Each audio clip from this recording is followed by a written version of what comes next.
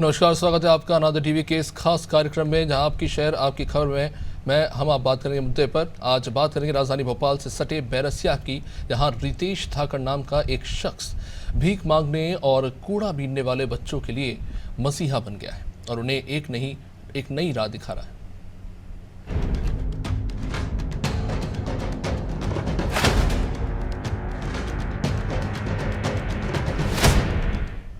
तो जैसा कि हम जानते हैं, भारतीय संविधान में 6 से लेकर 14 साल की उम्र के हर एक बच्चे के लिए मुफ्त और अनिवार्य शिक्षा का अधिकार है, मौलिक अधिकार है। लेकिन हमारे देश में ऐसे बच्चों की बड़ी संख्या है जो गरीबी के कारण शिक्षा हासिल नहीं कर पाते। कई सरकारी योजनाओं के बावजूद शिक्षा पाना गरीब बच्चों के लिए एक सपना सा ही रह जाता है। कई बच्चे तो गरीबी के चलते भीख मांगने और कचरा बीनने पर मजबूर हो जाते हैं। अक्सर आपने चौराहे, रेलवे स्टेशन, बस स्टैंड और सार्वजनिक स्थानों पर ऐसे छोटे छोटे बच्चों, महिलाओं और बुजुर्गों को भीख मांगते हुए देखा होगा। आम नागरिक हो या फिर खास, अगर उनसे हो सकता है तो उन बच्चों को भीख तो दे ही देते हैं। लेकिन कोई भी इतना सोचने की जहमत नहीं उठाता कि आखिर ये बच्चे भीख क्यों मांग रहे हैं, कहां से आ रहे हैं। ऐसे ही बच्चों के लिए एक रितेश धाकड़ नाम के मसीहा हैं। वे पिछले 2 साल से कंजर पारदी समुदाय के गांव, चाहे वो सोनकंज, बिजोरा, टपरा हो, ढेकपुर हो या पारदी बस्ती, वसई, ऐसे नौनिहालों को शिक्षा की मुख्य धारा से जोड़ने का काम वो कर रहे हैं, जो गरीबी के चलते कचरा बीनने और भीख के दलदल में फंसे इन बच्चों को बचा रहे हैं। इन बच्चों को न सिर्फ पढ़ा लिखा रहे हैं, बल्कि उनके लिए कपड़े, किताब और पेन कॉपी की भी पूरी व्यवस्था वो अपनी तरफ से कर रहे हैं। शुरुआत में बच्चों को माता पिता ने इस पहल का विरोध भी किया, यानी कि जो भीख मांगते हैं उनके माता पिता ने। लेकिन आज भी अपने बच्चों को पढ़ा लिखा और साफ सुथरा देखकर संतुष्ट है। तो वही रितेश धाकड़ ने शासन प्रशासन से भी इन अभाव ग्रसित नौनिहालों को निःशुल्क शिक्षा प्रदान करने की मदद की उम्मीद जताई है, ताकि वसई पारदी बस्ती के तकरीबन 45 बच्चों को स्कूल की तर्ज पर शिक्षा मिल सके। वहीं दूसरी ओर कुछ बच्चे भीख मांगकर जो रुपये एकत्रित करते हैं उसका उपयोग नशे में करते हैं, और ऐसे में ये भी एक बड़ी चिंता का सवाल है। गलत संगत में पड़ जाते हैं और फिर उस रास्ते को अख्तियार कर लेते हैं जहां अंधेरे के सिवा और कुछ नहीं होता। ऐसे में शासन प्रशासन को ध्यान देने की आवश्यकता है। इन बच्चों के बारे में यदि सही तरीके से जानकारी जुटाई जाए और भीख मांगने वाले बच्चों के अभिभावकों को जागरूक किया जाए तो काफी हद तक इस समस्या का समाधान खोजा जा सकता है। स्कूल जाती हो? नहीं। स्कूल कहीं भी एडमिशन नहीं है आपका? तो यहाँ कब से पढ़ रही हो बेटा?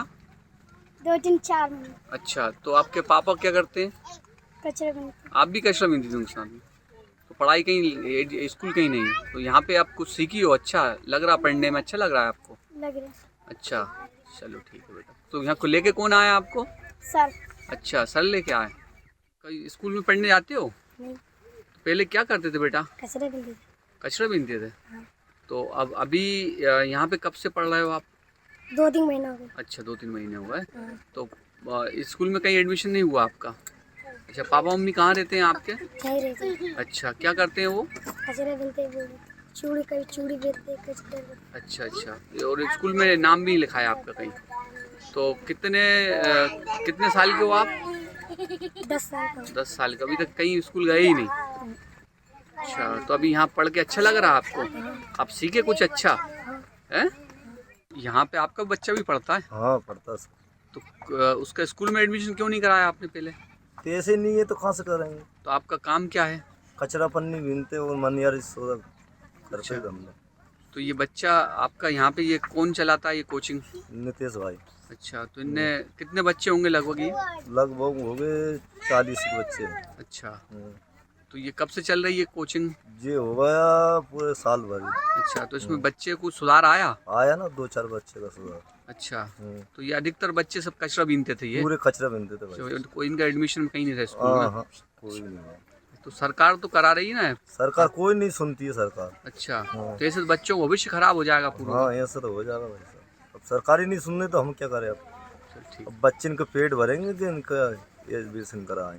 भाई साहब, ये बच्चे एक बार, मेरी मोबाइल की शॉप है, ये बच्चे कचरा बीनते बीनते एक बार हमारे शॉप पे पहुंचे। हाँ तो हाँ। मैंने इनसे पूछा कि बेटा तुम स्कूल क्यों नहीं जाते?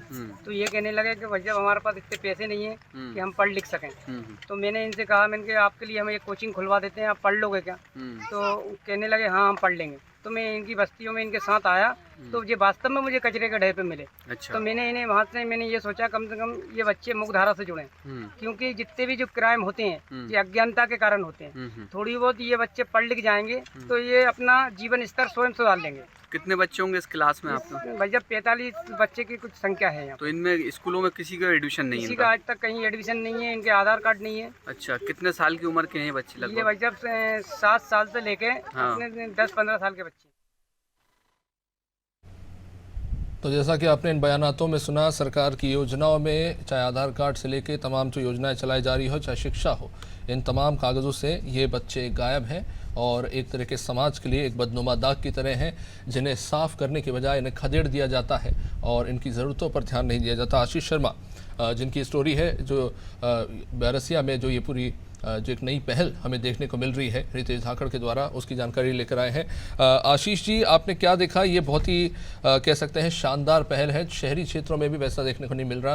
बैरसिया से स्थान में रितेश धाकड़ जी एक ऐसी संस्था चला रहे हैं, वो भी अपनी जिम्मेदारी पे, और इन बच्चों के जीवन को फिलहाल जैसा आपने जानकारी दी कि 45 बच्चों को अभी तक जोड़ा गया है। क्या कुछ देखा आपने वहाँ पे, क्या अनुभव किया? देखिए, मैं बताना चाहूंगा कि ये बैरसिया के पास में 10 किलोमीटर है एक पारदी समुदाय। यहाँ पर जो बच्चे हैं कम से कम अधिक मात्रा में 40 से 45 जो बच्चे हैं, ये 5 से 15 साल की उम्र में इनका कहीं भी स्कूल में एडमिशन नहीं हुआ। एक जो नीतेश धाकड़ करके हैं, निःशुल्क इनके प्रेरणा आई और इन्होंने बस्ती में जाकर बच्चों को पढ़ाना शुरू किया। और वो ऐसे बच्चे हैं जो कचरा के ढेर से उठा के लेके आए हैं और वहां पर कचरा बीनते थे, पन्नी बीनते थे और उनके परिवार के साथ जीवन यापन कर रहे थे। और सबसे बड़ी बात है कि सरकार का इस ओर कोई ध्यान नहीं है और लगातार ये प्रयास चल रहा है। वो नीतेश धाकड़ खुद एक छोटी सी दुकान है उनकी, मोबाइल शॉप की, उनके परिवार से बचत करके वो उनको पढ़ाते हैं यहाँ आके। और उनके माता पिता भी इस चीज का सराहनीय है, उसको धन्यवाद देते हैं नीतेश धाकड़ को। वो मेरे साथ मौजूद हैं, मैं आपकी बात कराता हूँ। नीतेश जी, ये जो है आप बच्चों को कैसे प्रेरणा आई, आपने कैसे इनको यहाँ तक पहुँचे इनके पास? भाई साहब, ये बच्चे जो हैं मार्केट में कचरा बीनने जाते थे, तो एक रोज ये मेरी शॉप पर पहुंचे। तो मैंने इनसे कहा, बेटा आप पढ़ते लिखते क्यों नहीं हो? हमारे पास मतलब पैसे नहीं है। तो मैंने इनसे कहा कि हम एक कोचिंग खुलवा देते हैं, आप पढ़ लिख जाओगे तो आपको जो मार्केट में आते हो तो लोग आपको घृणा की नजरों से देखते हैं। आप पढ़ लिख जाओगे तो मुख्यधारा में जाओगे तो लोग आपको जैसे हमारे बच्चों की तरह आपको भी मान सम्मान मिलेगा। तो मैं वास्तव में इन बस्तियों में आया, इन बच्चों को मैंने पाया तो जो कचरे के ढेर पे मुझे मिले, मैंने वहां से इन्हें पकड़ा। तो मतलब 1-2 महीने से इन्हें हमें ऐसे संभालने में लगता है, इनकी कटिंग वगैरह करवाने। और ये ज्यादातर संख्या जो है इनमें बालिकाओं की है। अच्छा। वो भी नशा के अधीन है, गुटखा खाती थी पहले और मतलब 8-8 दिन तक नहाती नहीं थी। तो इन बच्चों को साफ सुथरे करने में हमें 1-2 महीने लग गए। आज जो कोचिंग जो है बहुत अच्छे स्तर पे है और इन बच्चों में काफी सुधार है। आपके पास जरूर वापस लौटूंगा, ये आप जरूर उनसे बातचीत कीजिएगा, हम जरूर दर्शकों को दिखाना चाहते हैं। इस वक्त हमारे साथ एसडीएम बैरसिया दीपक पांडे जुड़ चुके हैं। दीपक जी, आप तक आवाज पहुंच रही है? जी बिल्कुल, आवाज आ रही है आपकी। दीपक जी, सीधा सवाल यही है कि बच्चों की शिक्षा के मौलिक अधिकार के तहत 0 से लेकर 14 साल के बच्चों को अनिवार्य शिक्षा मिलनी चाहिए। शहरी क्षेत्रों में कह सकते हैं, निकटतम क्षेत्रों में तो स्थिति फिर भी ठीक है, लेकिन एक बड़ा वर्ग ऐसा है, खासतौर से पारदी एरिया का और ऐसे जो स्लम एरियाज है, वहाँ के बच्चे शिक्षा से नहीं जुड़ रहे हैं। कोई कचरा बीन रहा है तो कोई भिक्षावृत्ति कर रहा है। एक बड़ा सवाल, क्योंकि शासन ने जुलाई में एक आदेश जारी किया था कि अब बैरसिया से लेकर तमाम गोविंदपुरा जितने भी इलाके हैं, वहाँ पर ऐसे लोगों को चिन्हित करके उन्हें इन योजनाओं से जोड़ा जाएगा, उनको मोबिलाइज किया जाएगा, उनकी आजीविका पर विशेष ध्यान दिया जाएगा। कहां खड़ी है आपकी प्रशासन इस मामले पर? जहाँ तक बच्चों की शिक्षा का सवाल है तो हर स्कूल में जो उसका एरिया लगता है वहाँ पर सर्वे हुए हैं और सर्वे के बाद जो स्कूल ना जाने वाले बच्चे हैं उनके एडमिशन कराया जाएगी। यदि उसमें कुछ बच्चे छूट गए होंगे, जैसे ही जानकारी प्राप्त होती है, हम लोग तत्काल बच्चों से संपर्क करके, उनके परिजनों से संपर्क करके बच्चों का एडमिशन स्कूल में कराते हैं। तो इस पे किस तरह से काम हो रहा है? किस तरह से आप इन बच्चों को रीच करते हैं, इनके पेरेंट्स को रीच करते हैं? कैसे कन्विंस किया जाता है कि वो अपने बच्चों को स्कूल भेजें? और इस बात का भी ध्यान रखा जाए कि उनके घर में खाने पीने की कमी ना हो, क्योंकि सबसे बड़ा सवाल उनका यही रहता है कि भैया अगर हम भीख नहीं मांगेंगे तो हमारे पास खाने के लिए रोटी नहीं होगी। तो इसको लेकर किस तरह से काम हो रहा है, आप विस्तार से बताइए। उनके परिजनों से जब चर्चा होती है तो यदि वो मनरेगा के तहत मजदूरी कर सकते हैं तो पहला प्रयास तो यही रहता है कि उनको मजदूरी दिला दी जाए जी। और उनको ये मोटिवेट किया जाता है कि बच्चों की पढ़ाई बहुत ज्यादा जरूरी है जी, और शिक्षा ही एक सभ्य समाज का निर्माण करेगा। इस ढंग से हम लोग उनको समझाने का प्रयास करते हैं और लोग समझते भी हैं और स्कूलों से जुड़ रहे हैं। दीपक जी, समस्या तो यही है कि इसी सभ्य समाज में इन्हें बाहर कर दिया जाता है क्योंकि मैले कुचेले कपड़े पहने रहते हैं, इनकी स्थिति ठीक नहीं होती और पढ़ाई के लिए भी इनके पास कुछ व्यवस्था होती नहीं है। तो उसके लिए क्या किया जाता है? क्या किसी एनजीओ की मदद ली जाती है? जी, शासन स्तर से इनको किताबें और ड्रेस वगैरह सब मिलती हैं, तो ऐसा कोई इशू नहीं है कि कपड़े या किताबों की वजह से उनकी पढ़ाई ना हो पाए। जी, वो सब व्यवस्थाएं हैं ऑलरेडी। दीपक जी, एक सवाल और है, क्योंकि कहा तो ये जा रहा है कि चिन्हित करके इन्हें पहुंचाया जा रहा है संस्थाओं तक, लेकिन मैं अपने दफ्तर के बाहर ही देखता हूं ऐसे कई सारे बच्चे हैं जो भिक्षावृत्ति करते हुए पाए जाते हैं और बड़ी संख्या में, बहुतायत में। दावा तो किया जा रहा है पर कई जगह पर हम ऐसा देखते हैं छोटे छोटे बच्चे, उनसे पूछो कहाँ से, वो कुछ जवाब नहीं देते हैं। ये आप बिल्कुल सही कह रहे हैं कि ऐसी स्थितियां अभी भी हो सकती हैं। उसमें उनके परिवार वालों को ही समझा रहे हैं कि वो बच्चों को स्कूल में भेजें, क्योंकि प्रथम दृष्टया तो ये ज्यादा जरूरी है कि माँ बाप इस बात के लिए सहमत हो कि बच्चे स्कूल आए। हम लोग तो अपनी तरफ से प्रयास कर ही रहे हैं, समाज को भी प्रयास करना चाहिए कि वो ऐसे बच्चों की जैसी जानकारी मिलती है तत्काल जिला शिक्षा अधिकारी को या संबंधित एसडीएम को सूचित करें, ताकि वो उनके घर परिवार वालों से एक बार संपर्क करके और फिर बच्चों के लिए मोटिवेट करें कि वो स्कूल में जाना चालू करें। ठीक है, बहुत बहुत शुक्रिया आराध्य टीवी के साथ जुड़ने के लिए दीपक जी। तो हम अपनी बात जो पहुंचाना चाहते थे हमने वो पहुंचाई है। जी आशीष जी, अपनी चर्चा जारी रखिए। जी हाँ, तो सर मैं ये नीतीश धाकड़ ये है जो मैं बताना चाहता हूँ, ये कचड़े के ढेर से जो लेकर आते हैं और इन बच्चों को, अभी एसडीएम साहब ने बोला है कि ये यहाँ पर चिन्हित करके बच्चों को, लेकिन 15 से लेके और 5 साल से लेके 15 साल तक इसमें बालिकाएं कितनी सारी मैं दिखाना चाहूंगा। देखिए सर, ये बेटी हैं, पढ़ रही हैं बच्चियां। अब मैं इससे बात करूंगा बिटिया से कि स्कूल गई कि नहीं गई अभी तक, मैं आपको बताना चाहूंगा। ये बेटा स्कूल गई हो कभी आप? तो यहाँ पर पढ़ती हो तो आपको अच्छा लगता। पहले क्या करती थी आप बेटा? कचरा बेचती थी। तो ये कौन लेके आया आपको यहाँ पे? अच्छा, तो आपको अच्छा लग रहा पढ़ना? कितने साल की हो बेटा आप? 9 साल की। देखिए उसने बताया कि हमें 9 की हूँ, आज तक उसका कहीं भी एडमिशन नहीं हुआ, कुछ नहीं हुआ। और एसडीएम साहब कह रहे हैं कि सरकार काम कर रही है, डीओ साहब चिन्हित कर रहे हैं, ये इसमें बच्चियों की मात्रा ज्यादा है। मैं आपको दिखाना चाहूंगा कि बाहर देखिए आप कि ये कैसी टपरिया जो बनाई है झुग्गी बस्ती टाइप की, इसमें बच्चे बैठ के पढ़ते हैं। ये देखिए आप, इसमें ये जो है ये पूरी झुग्गी बस्ती की पूरा बस्ती एरिया है और इन्हें अपने हिसाब से बनाया हुआ है और इसमें बैठ के ये पढ़ते हैं 1 घंटे रोज।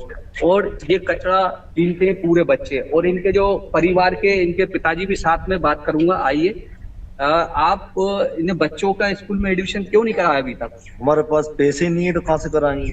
अच्छा, हाँ। तो आपका काम क्या है? कचरा बिनते हैं, ये कबाड़ाने वाला कचरा बिन सकते हैं। तो सरकार तो आपके पास आती होगी, बच्चों को पढ़ाओ लिखाओ। नहीं आया सरकार कभी नहीं आई इधर। अच्छा, हाँ। तो वो कह रहा चिन्हित करते हैं बच्चों को और एडमिशन कराते थे, कुछ नहीं? हाँ, कुछ नहीं होता। बच्चे भी आपके साथ कचरा कर हाँ, बिनते हमारे साथ ही। मान लो कभी गलत नशे में जाए तो आ जाते, उनका तो भविष्य खराब हो रहा है ना। हाँ, हो रहा है, वो तो सही है। फिर अब क्या करें हम?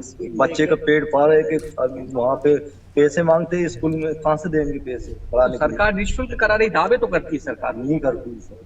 अच्छा, वो तो आती नहीं है सरकार, देखने के लिए आते। हम झुग्गी में पड़े ऐसे ही कीड़े कांटे में, रात में ऐसे रहते बच्चे, दिन कदर के ये पढ़ते नहीं है। वो नितेश भाई पढ़ा रहा है बेचारा सामान निकाल के। अच्छा, वो बेचारा, वो उसकी दुकान है मोबाइल की, तो वो थोड़ी 1 घंटा निकाल के सामान पढ़ा रहा है। वो हमारे दिन में वही हो रहा है बस।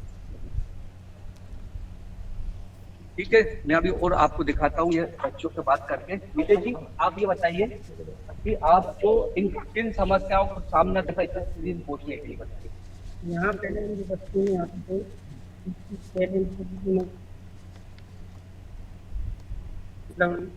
हमारे पास एरिया नहीं, अगर ये कबाड़ा नहीं आएंगे। ठीक है आशीष, आपके पास लौटेंगे। हमारे साथ इस वक्त नगर पालिका सीएमओ जाहिद अली जुड़ चुके हैं। जाहिद जी, आप तक आवाज पहुंच रही है? जाहिद जी? जी जी जी नमस्कार। जाहिद जी, एक बड़ा महत्वपूर्ण मसला निकलकर सामने आया है क्योंकि राज्य शासन ने तो आदेश जारी है भोपाल के लिए भी और बैरसिया से लेकर तमाम क्षेत्रों के लिए आदेश जारी किया गया कि जो बच्चे भिक्षावृत्ति करते हुए पाए जा रहे हैं उन्हें मुख्य धारा से जोड़ा जाए, उनकी पूरी रहने खाने की व्यवस्था की जाए और उनकी शिक्षा का ध्यान रखा जाए। कहाँ पे नाकाम हो रहा है स्थानीय प्रशासन? क्योंकि अभी भी बड़ी संख्या में हम देख रहे हैं सड़कों पर छोटे छोटे बच्चे भिक्षावृत्ति करते हुए देखे जा रहे हैं, तमाम प्रमुख चौराहों से लेकर दुकानों पर, प्रतिष्ठानों के बाहर। जी जी। तो कहाँ चूक हो रही है जाहिद जी, क्या कहाँ कमी है? क्योंकि दावे तो किए जा रहे हैं पर जमीनी हकीकत कुछ और है। नहीं सर, हमारी तरफ से तो अपनी जो जैसे ये बच्चे जो है ना, और अपनी यहाँ कुछ ये बर्री घाटी पे जो पढ़े हैं, वो एक जो है यानी क्या नाम है उनका, वो भी उन्हें शिक्षा में मतलब शिक्षा दे रहे हैं। और ऐसे ही हमारे यहाँ कई शिक्षक जो है ना, उन्हें बुला के हाँ उन्हें शिक्षा दे रहा है। अब ये बाल जो बच्चे हैं, वैसे ज्यादातर तो ऐसा नहीं है। नहीं, लेकिन यही बच्चे कूड़ा बीनने में लगे हुए हैं, यही कबाड़ की दुकान में भी काम कर रहे हैं, ये कचरा बीन रहे हैं, यही छोटे छोटे बच्चे करते हुए पाए जा रहे हैं, मजदूरी करते हुए। जाहिर साहब, सवाल ये भी है क्योंकि ये बच्चों तक सिर्फ सीमित नहीं है, उनके माँ बाप का भी इनमें महत्वपूर्ण रोल है। अगर आप कहते हैं कि बच्चों को पढ़ाना है, अभी एक मजदूर से ही हमारे सहयोगी बात कर रहे थे, उन्होंने कहा कि चलिए आपसे मैं ज़रूर जुड़ूंगा, लेकिन इससे पहले विष्णु खत्री जी विधायक हमारे साथ जुड़ गए भारतीय जनता पार्टी से। विष्णु खत्री जी, एक बहुत ही महत्वपूर्ण मसला है जिस पर आज चर्चा हो रही है, क्योंकि शिक्षा का मौलिक अधिकार है 14 साल तक के बच्चों का, लेकिन स्थिति यह है, हालांकि ये आदेश जारी किया गया है शहर में कि भिक्षावृत्ति पर पूर्ण रूप से रोक लगाई जाए और जो बच्चे हैं उन्हें शिक्षा के साथ जोड़ा जाए, लेकिन कहीं ना कहीं हम देख रहे हैं कि प्रशासनिक स्तर पर इस पर हिलावाली देखने को मिल रही है और वो गंभीरता नज़र नहीं आ रही उन बच्चों को शिक्षा से जोड़ने के लिए। कोई मोडस ऑपरेंडी ही नहीं है प्रॉपर जिससे कि इन बच्चों को जोड़ा जा सके। आदेश तो दे दिए गए, दावे भी हो रहे हैं, लेकिन ज़मीन पर हकीकत कुछ और है। निश्चित रूप से देखिए, प्रदेश की डॉक्टर मोहन यादव जी की सरकार और हमारे शिक्षा मंत्री जी के नेतृत्व में पूरे प्रदेश के अंदर इस बात को लेकर जो है सरकार लगातार प्रयत्न कर रही है। मेरी विधानसभा की जब मैं बात करूं तो हमारे ग्रामीण एरिया में जो घुमंतु जातियों के लोग हैं, घुमक्कड़ जाति के लोग हैं, उन तक में हम प्रयत्न कर रहे हैं कि लगातार शिक्षा उनको मिले, उस मौलिक अधिकार का जो है वो पालन हो और उनको शिक्षा मिले। हम इसके लिए चाहे वो उनके मतलब आप मैं बताऊं, बेरसिया के पास ही एक मंजरा टोला है हमारा, जहाँ कंजर जाति के लोग रहते हैं। हमारा वहाँ पर प्राइमरी स्कूल चल रहा है, वहाँ पर हमारा शिक्षक है, मैं खुद वहाँ पर जाकर देखता हूँ समय समय पर कि वो बच्चे, लेकिन कई बार ऐसा लगता है कि इस वर्ग के अंदर तो उनकी रुचि कम होती है, और वास्तव में उसके लिए लगातार प्रयत्न करने की आवश्यकता है और लगातार प्रयत्न हो रहे हैं। जागरूकता की कमी तो है। मैं एक और सवाल, महत्वपूर्ण सवाल है विष्णु जी, लोकसभा के पटल पे जवाब रखा गया था, भिक्षावृत्ति में 29 राज्यों में मध्य प्रदेश 8वें नंबर पर आता है। 2992 इस तरह के केसेस जो निकलकर सामने आए थे। आप ये जो बात करें कि अभी हाल फिलहाल में इन जो कार्य किए गए हैं भिक्षावृत्ति से बच्चों को निकालने के लिए, क्या इस पर कोई सर्वेक्षण किया गया है? अब देखिए, ये सरकार के स्तर पर निश्चित रूप से हो रहा होगा, मैं इसकी ओर हम चूंकि आपने ध्यान दिलाया, इसकी हम जानकारी निकालेंगे, लेकिन निश्चित रूप से सरकार समय समय पे, चाहे वो आर्थिक सर्वेक्षण हो या सामाजिक और इस प्रकार की सामाजिक बुराइयों से जुड़े हुए विषय हो, इस पर बड़ी संवेदनशील है और लगातार इस दिशा में प्रयत्न हो रहे हैं। ठीक, चलिए हमारे साथ कांग्रेस से नरेंद्र शर्मा जी जुड़े हुए हैं। नरेंद्र जी, एक तरफ राज्य सरकार ये कह रही है, राज्य के बीजेपी नेता ये कह रहे हैं कि जो बाल भिक्षावृत्ति है और उनको शिक्षा से जोड़ने के लिए गहन स्तर पर कार्य हो रहा है।